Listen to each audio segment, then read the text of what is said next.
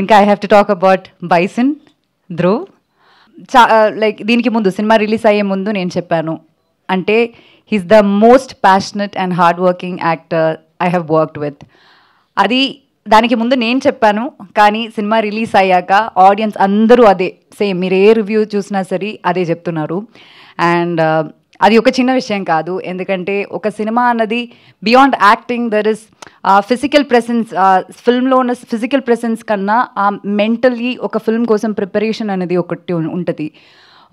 నాకు తెలిసి ఆయన last release Mahaan, that was 5 years back.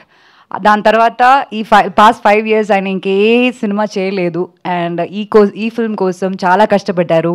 And around 3 years he practice kabaddi. And తిరునల్వేలిలో షూట్ చేసాము ఈ సినిమా. అండ్ అక్కడే ఉండి అక్కడ ఉన్న వాళ్ళతో బతికి వాళ్ళ లైఫ్ నేర్చుకుని, నేను నిజం చెప్పాలంటే ఫస్ట్ డే నేను ఫోటోషూట్ కోసం లొకేషన్కి వెళ్ళినప్పుడు Dhruv apparently waved hands at me and I couldn't recognise him.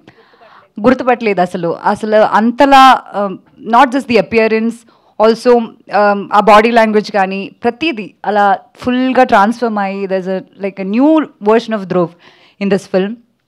And kabaddi లాంటి ఒక వైలెన్స్ స్పోర్ట్ని అలా చాలా ఎఫర్ట్లెస్గా మీకు స్క్రీన్లో కనిపిస్తుందంటే దాని వెనక చాలా చాలా హార్డ్ వర్క్ ఉంది, చాలా చాలా ప్యాషన్ ఉంది, బోత్ ధ్రువ్స్ అండ్ మారీ సార్. నాకు అది డైరెక్ట్గా చూడ్డానికి ఒక like I got multiple chances to watch this kabaddi, and it was a magic to watch them do it together.